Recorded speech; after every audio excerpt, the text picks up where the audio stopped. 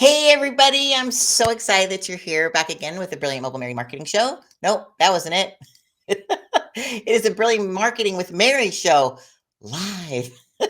Hey, I'm so excited that you're here today because would you like to grow your business into a multi 6 to 7 figure with a very small team? Right? Less overhead, less work, more profits. Fantastic. I am so excited to share my guest with you. She's actually a dear friend. I won't say an old friend, right? Because we're not old. We're just dear friends. And we've been in the trenches together for years. And I'm so honored that she actually had time for me today because she's super busy, super famous. I mean, not busy in a bad way, busy making, millions of dollars. And she's going to help us learn how to do that as well today. So I've got some amazing questions for this amazing woman. And her beautiful name is Ursula Mentjes. And I'm going to share a little bit about her. Again, this is the title of the show, but I just thought there might be one person in the universe who doesn't know who she is. So I thought I would read a little back before embarrassing her and putting this on screen.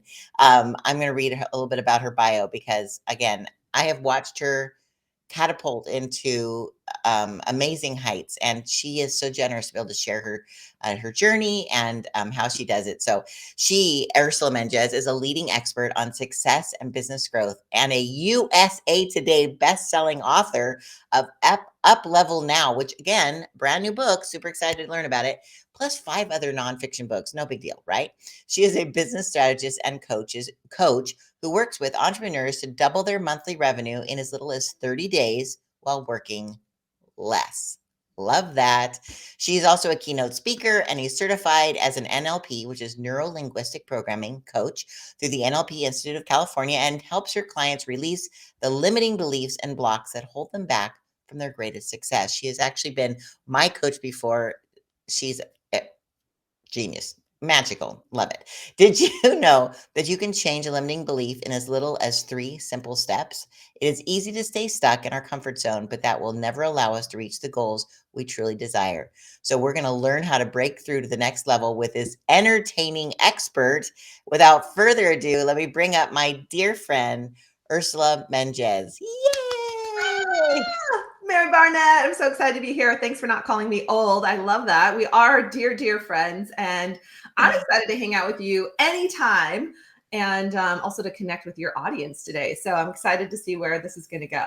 That's awesome. Well, we put up your cute little title here. Cute little title. What is that? That I use the word cute little a lot, and need to probably stop it. My husband says that I shouldn't say that to men because I'm always like, oh, that's so. And he goes, they do not like that. Do not tell them they're cute and little. No, no, no. I'm like, whatever. I don't know that I want to be the opposite of that, so I'll take cute and little today. That sounds great. I love that. Like, not that there has to be an opposite, right? It's this or that. No, no. Yeah. So, well, let's get into it because seriously, I have so many questions. I didn't even know, what a terrible friend, that you just wrote a new book. So tell me, what is Yeah. this new book, UpLevel Now? Yeah. So here's the thing. We'll just say it came out about a year ago. Look I have it with me. It's And great product placement. right. Someone said that to me once, put it by your face, and I believed her. So, what was interesting is I wrote Up a Level Now right before the pandemic started, and it was supposed to come out. So then the pandemic happened, and my book publisher was like, "The book publishing world is dying," or I don't know. Everybody was stressed. It was a terrible time for everybody, and the book publishing industry was upside down, right? So then it got delayed, and it got delayed. So then it finally came out a year ago, and it's and I'm sorry that you didn't see it. Apparently I didn't put it all over enough. It did do well. It's a USA Today best-selling book. So it's our best ever in terms of from a marketing perspective. Wow. And it was #1 on Amazon and #1 on Barnes & Noble, which had never had happened before. Wow. So I guess if you go back and look at my social media like a year ago, you probably find it. But anyway, nonetheless. I will stop you. Don't worry. I'm sorry. And I have all your other books on my bookshelf. I mean, they're literally lined up. I've bought multiple copies of them to give out as prizes at events. And seriously, I'm your biggest fan. I know that. I will have Trisha send you one. I'm sorry we didn't do that ahead of time. No, I'll buy it. I'll just go online and I'll put the link in the comments or the description of the show so people can get it. Yeah, then we'll get well. So, and the whole point of Up Level Now is to make this is what it says on the cover. I want to make sure I get it right. Make the domino effect work for you and create more peace, freedom, and joy in your personal and professional life. And the whole idea, which I know we're going to talk about today, and Yeah. just I want to know why you wrote this specific book, because you've written 5 others. right, and exactly. And what I found in all the things, like all the oh my gosh, like I do feel old when I talk about my business and the almost 2 decades of time that I've been in business. What I found is when I was most successful is when things were moving, when I had momentum, when I was in the flow. And I think as business owners, it's so easy to fall out of that. And so the idea is just to start with one thing, right? One thing in your business. In your case, for those of you who hang out with Mary, it could be your marketing. And by the way, that's a good place to start when we're in business, right? Like, what can we change in our marketing to get that momentum going, to get something happening? Because that has a domino effect into the other areas of your life. And I find it has a domino effect into your personal life as well. Well, they say the object in motion stays in motion, right? Exactly. Yeah, you're quoting my book Hey, and you guys said that. Yeah. Them, they say somebody it. famous said that. I don't know who. A scientist. Somebody super smart. Yeah. Yes. Okay, so how does this book differ than your other books? Yeah, this book I would say it has a wider audience, right? Like even if you're not in business, you can pick this book up and get something out of it. But it was truly written for business owners, where the others were maybe more prescriptive, or this is for sales, and this, selling with intentions for sales, selling with Oh, synchronicity for sales. One great goal was for goal setting, right? The belief zone was for, really working on your limiting beliefs. So this one was a little more general, but like how to get things moving. And you know, when I look back, right after we were starting to come out of the pandemic, was the perfect time to launch it, because I think a lot of people, you're ready. you're all feeling upside down, right? And backwards, and like, who am I? And by the way, for those business owners who were in business during the pandemic and you're still in business, give yourself a pat on the back, because not everybody made it. Not everybody made it. But you know who made it, Mary? It was the people who, I will say this over and over again, the people who had plans for sure, the people who are willing to do things differently, but also the people that had relationships, right? Like you and I connected during the pandemic. I can tell you that relationships from 20 years ago and people that you and I both know in California came out of the woodwork just to be like, how can I support you? And it was Right. I missed that. Like it was such a great time of, as business owners, how can we support each other? How can I keep you in business? How are you going to help me stay in business? And Right. so, I look back nostalgically, but also it was a painful time that I hope we don't have to really live Yeah. anytime soon. Yeah, exactly. One thing I'll be honest with you, I started a nonprofit called Flag Frontline Appreciation I Group. remember. So we were raising money to pay the restaurants to deliver food to the frontline heroes. So police, fire, hospitals, senior homes, ambulance drivers. It was amazing because I felt so much joy because I work with a lot of schools. So I said, hey, can you give extra credit? The kids are home anyways to make signs of appreciation, and we'll deliver Mm, those so this, the hospitals can be lined because nobody else could go in. Be lined with posters that says, "We love you. Thank you for going to work so we could stay home," and all that kind of stuff. So I was getting these dropped off at my doorstep every day, like these oh, piles of. So I mean, there was nothing but joy, even though yeah, I didn't want people to suffer. But so I felt that. But you know what I was, how we always say you said we're a little nostalgic for that. One thing that I regret not doing is like everyone I knew was like reorganizing their kitchen and going through their closet because they had all this extra time. I'm like, what extra time? yeah. I'm more busy now than I was before. Like, oh my God. I mean, which is a great, I don't mean to like, that sounds like a side, mumble. But anyways, Yeah. but I do. I kind of wish I could go back and say, and I guess we all have a choice. We can all decide, I'm going to take 2 weeks to have a staycation and I'm going to gut my closet and, we can make that choice. We're not forced to do it, right? Yeah. Here's one thing I would say though, since we're talking about team today, I would think, who could do that for me? I have Right. no desire to go clean out I have no desire to do any of that. Like, who could do that for me? But I get it. Like we were busier than ever too. We literally burned my old company to the ground. Sales Coach Now burned to the ground. Like if you think about it, there's no Sales Coach Now left. That's how you knew me. That's how our clients knew us. And I just got really clear that that was not how we were going to help people anymore. And so that's why I Really? rebranded. And that's why Ursula Inc. was born during that time, which Oh, is now being branched off into other things. It's sort of like that's the parent company now. And there's other pieces that you'll see entities coming out that will step to the forefront this year. But it was, wow. yeah, it was like a phoenix rising, burn that sucker to the ground. And then we rebuilt the company so fast, faster than I could have imagined, because of some of the things we're going to talk about today that can help small businesses grow. Okay, awesome. Well, that brings me to my next question. What is the number one secret to goal setting that most people don't know? So obviously you had a goal to burn it to the ground and build it back Yeah. up. It's just fun to So say that. Yeah. So, okay, the number and this again, like some of the things I'm going to share, I'm sure people are like, I've heard that before. And I get that. I've heard these things before too. The question is, am I applying it? The question of the realization of do I know something or not is like, is it working for me? So one of the right, things that I would say the biggest secret is around the area of clarity. And while we often think we're clear, I often find that our clients aren't crystal clear. So it's like there's clarity, here's what I want. But then it's like we need to dig in and get crystal clarity. So an example of that would be an easy example, and where we start with our clients is a revenue model. okay, A lot of times we'll talk to somebody and they'll be like, yeah, maybe they're at their first 100,000 and they're like, I want to hit 200,000. okay, And then I'll stop them and I'll be like, because I always can tell, like, it's not quite there. I'm like, what do you know? Like, what do you really want?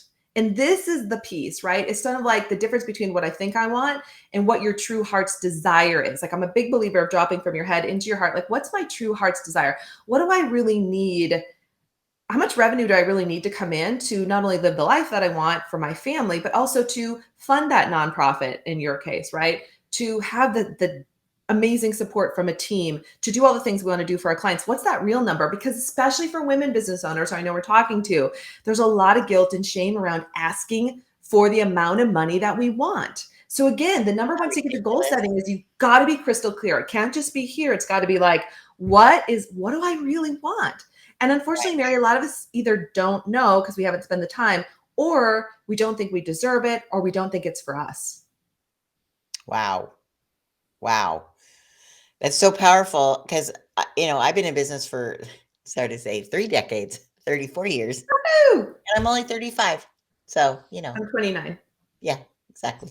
That's our story and we're sticking to it. But I have had to reinvent myself multiple times in those 34 years, pivot our business. Like right now, we're kind of in that mode because, you know, people are thinking differently. They're looking at things differently. And we've had to take I mean, again, we're always have done marketing, but how do I do it in a way that people are going to be like, oh, like you want them to lean in? And I've noticed that people have been so stressed out for so long. It's like their new norm. And they have lost the ability to be creative Yeah. or playful in their marketing. And so I'm launching into this whole new campaign of helping people find their inner child again, find a way to be more Mhm. playful, enjoy their business. And so that's why I'm so excited we're talking about this today because I think we were so into the hustle for so long. Like, gotta hustle, gotta keep Yeah. going, gotta keep going. And I think now people are realizing that doesn't work. Hustling is just gonna burn you out and make you want to give up and not choose to burn it to the ground, but end up burning ourselves into the ground. So Yeah. I love that. So let me go to the next question that I have for you, because this all comes to limiting beliefs. And wow, that's really small. I don't know why I did that.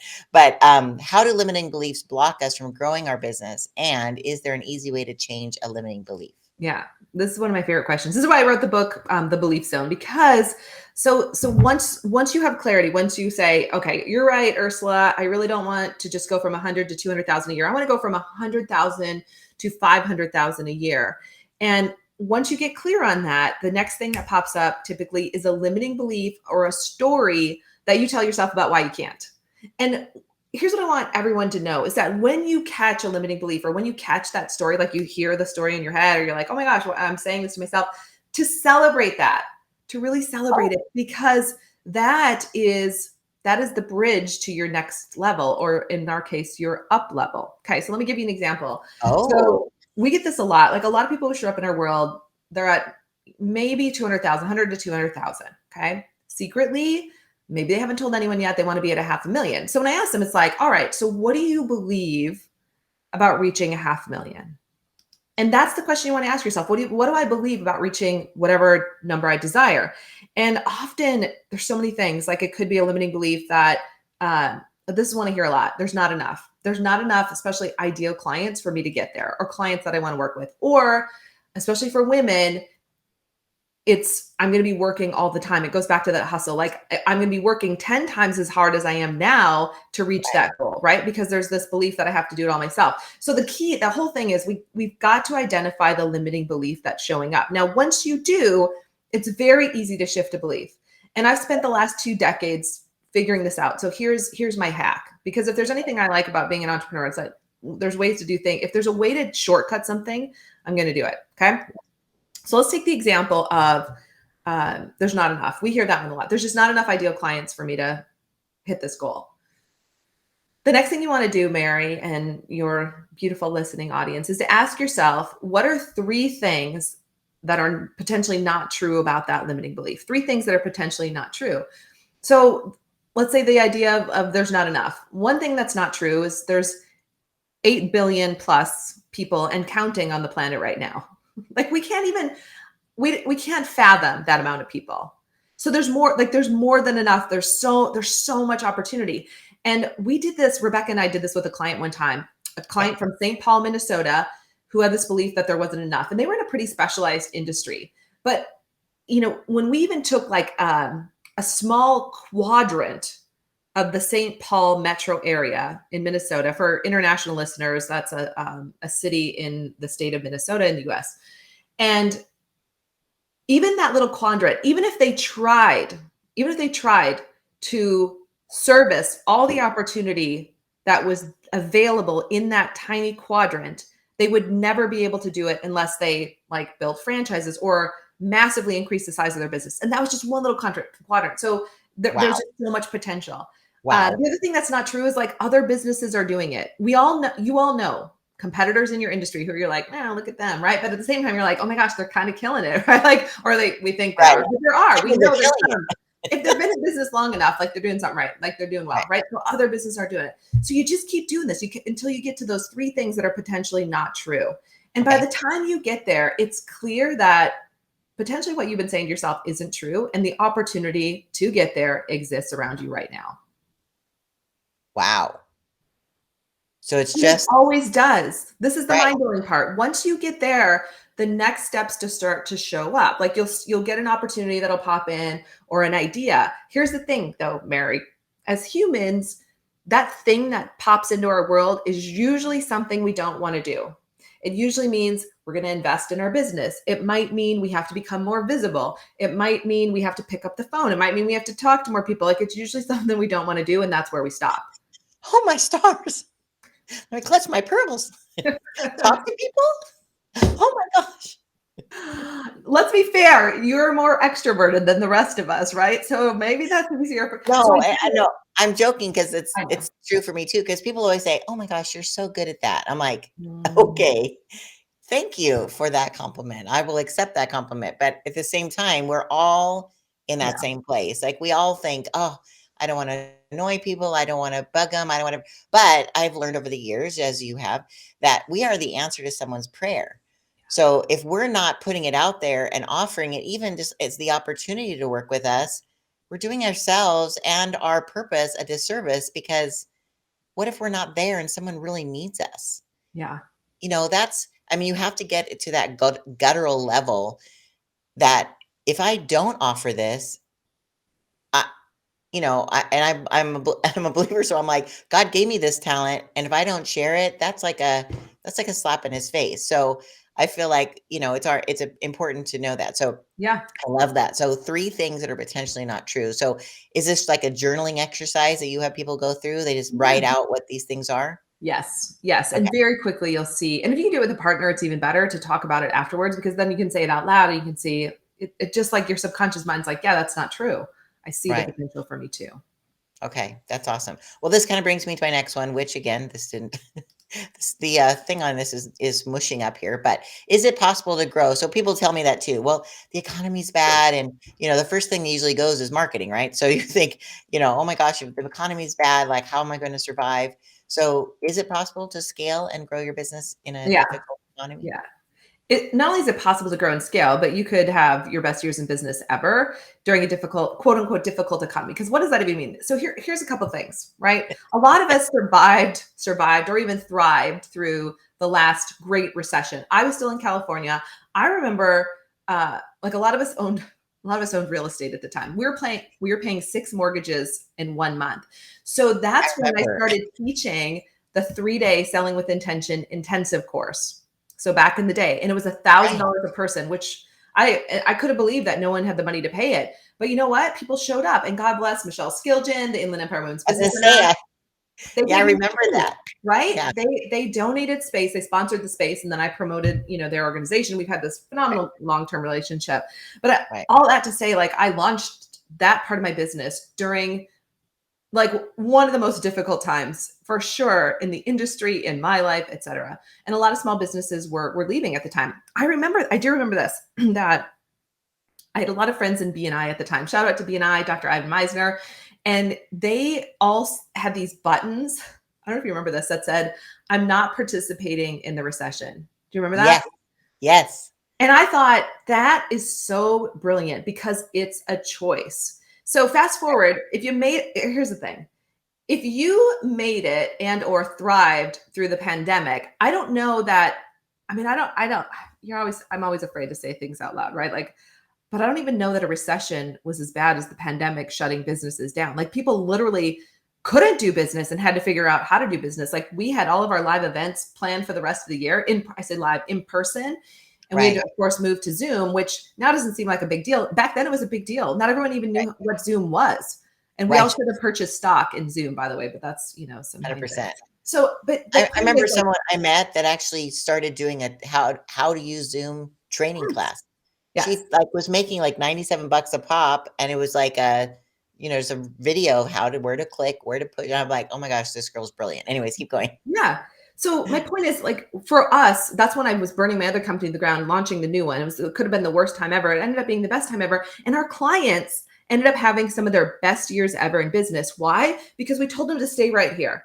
Get off the internet. Stop watching the news. Stop being, what are you feeding your brain, right? Right. Right. Instead, feed your brain that this could be the best time ever to be in business. And so here's what's hilarious, I think, like for the last year and a half, right? If you've been hearing any of the news or whatever, they're like, we're in a recession. We're not in a recession. We're almost in a recession. Maybe we have high inflation for sure. Eggs cost a lot of money and that stinks for a lot of people. I get that. But I mean, has it affected business, especially small business when we can really pivot? No, this should be the best time ever to be in business. And I would really shift that belief. Like, even if things get, we're going to be coming into an election year pretty soon. Who knows what that's going to be like. All I say is small business owners, like if you can stay focused on your goal, if you can stay focused on your revenue goal, if you can blast through the limiting belief that it's not a good time to be in business, put it aside and just focus on you, your business and serving your clients, you'll Right. be fine. But you got to stay here. You can't be like listening to what everybody else is saying, all the negative stuff. Yeah. Yeah. 100% agree. Stay in your lane, but at the same time, expand, right? Because you might see Really. an opportunity like that lady who taught people how to use Zoom. Obviously, that's short-lived. Everybody, knows how to do that now. But yeah, At so the I mean, time, yeah. I want you to tell us a client success story because I know that you've had a lot of success stories, but I also, because we're talking about scaling your business with a small team, what would be the number one secret wish, that you can, at all entrepreneurs would know in scaling their business? Because I'm very interested in this myself. Yeah, yeah. Um, well, tying to the team, so that it's not a big team. You do not need a large team to grow. So I'll give you an example. We have one client who grew from $1,000 a month. She had a product-based company to 3 million in annual sales. So yeah, multi millions with zero W-2 employees, maybe one contractor and a little bit of marketing help, if that. She Wow. works from 10 to 2 every single day. And, she's just a great example. I will say this though. I had another client years ago. This was years past before the pandemic, all the things. And she grew her company to 10 people and it was about just under 7 figures. She realized at some point she didn't need 10 people. And what she said to me was, it was more of like this goal of sort of an ego-based goal of like, I can't wait to have 10 people on my team. It's going to mean that we've made it. And what she realized, it was very expensive and she didn't need that many people. So then she really cut back. She laid a bunch of people off and realized that she could still grow with a small team. And so, especially I think for women business owners, there's this belief that like when we say team, we're talking about 5 or more people. Most of our clients who have 7-figure businesses have 1 to 2 employees, and sometimes they're just contractors. And Right. it's a personal decision. For some, like we had one client who service-based business had a lot of contractors. It made sense for her to move her 3 full-time contractors to W-2 because it was more cost effective for her company. That's not necessarily true for everyone. She was just heavier in the service space and needed people to deliver. Sure. So again, like I just want to blast that belief that to scale the business that you need a big team. You don't. In Right. fact, what you do need, and this is the other part of the secret, you need a small team that's very well trained. And in fact, like this is their dream job, which is very possible. Like working for you is their dream job. And then it's about fine tuning your systems and processes so that the company can almost run itself. That's what you want to do, right? Is so like whenever something's wonky in our company or something's off, my first question is, are we missing a process here? Like, is there something that needs to be put in place so that this doesn't keep happening? And usually there's a quick fix and Right. it's easy to go through that. Yeah. That's awesome. Yeah, I've over the years been growing my team, but they're all virtual now. I Oh mean, yeah. years ago we had the office and the cubicles and the network computers and all that kind of stuff. And now people actually prefer, if they're really good at what they do, they're not just helping me, they're helping other people as well. And I know that they're laser focused on their skill and talent. And so I can, it's more bang for my buck because I know that they're Really. really good and they're staying in their lane, and they're helping me. So, yeah, it is possible. And you also get to meet the most amazing people who bring their best to you, when you have a team instead of doing it all yourself, for sure. Yeah, that's a really good point because I do think skill sets are more siloed today in terms of like this, they're doing this one thing really, really well for your company. And sometimes it makes sense to hire a company like yours, for example, that delivers a marketing service versus a person, right? So you also got to look at, do I need a vendor or, a company to work with, or could one person do this? Or one Right, person who's maybe managing that relationship. right, right. Yeah. And do you also, as part of your, and we didn't talk about this, so if you don't, that's fine. Do you have anything in your book that helps people learn how to systemize or create procedures for their business to help them, A little bit. Yes. I don't remember the exact chapter, but we do talk a little bit about systematizing the business. It's not a ton, and a little bit about team as well. So yeah, thanks for asking. okay, very cool. Yeah, because I think that's the thing. Some people are like, okay, that's awesome, but how do I do that? So that might be another book you could write, is how to take, you burn your business to the ground, you've built it back up. I'm sure you've documented it. And so It's the next book. Yeah, it is the yeah, next book. Yeah. you've heard it here, people. You've heard it here first. Really how to scale. And here's a simple thing. Like I feel like everyone a tip would be helpful on this. One of the Yes. exercises we do with our clients that Rebecca Hall has brought, she's one of our master coaches that she brings to the team, is Love it's her. called walk the order. Okay. And it's like from start to finish, like when someone purchases something from the very beginning, right? And what funnels did they come through? How did they find you Okay. to the sale? And then where do they go after that? Because of course we want them to come back as a client. So it's like step by step. And within every single part of walking the order, what needs to be in place so that it's seamless, right? So that Okay. it's just easy for that person to, in other words, how do you make it easy for people to buy from you? How do you make it easy to deliver your product or service? How do you make it easy so they stay with you? How do you make it easy so they come back? And those are the keys. And the other test of that, Mary, we have a client doing this right now, actually. The test of that is if I left for a month, would my company still be successful and running and profitable? So we have a client right now who's grown a very successful, almost 7-figure business. And it took a long time to hire, took a very long time to hire. It was kind of like doing all the things, finally hired a part-time person. Now it's going to hire a more full-time person so that the goal is by July, this person can leave for an entire month. So that's another way to reverse engineer, right? And to ask Love yourself, what would need to be in place and who would need to be in place for me to leave for an entire month and so that my company would run itself, so essentially. I love that. Okay, so here's another journaling exercise. Yeah.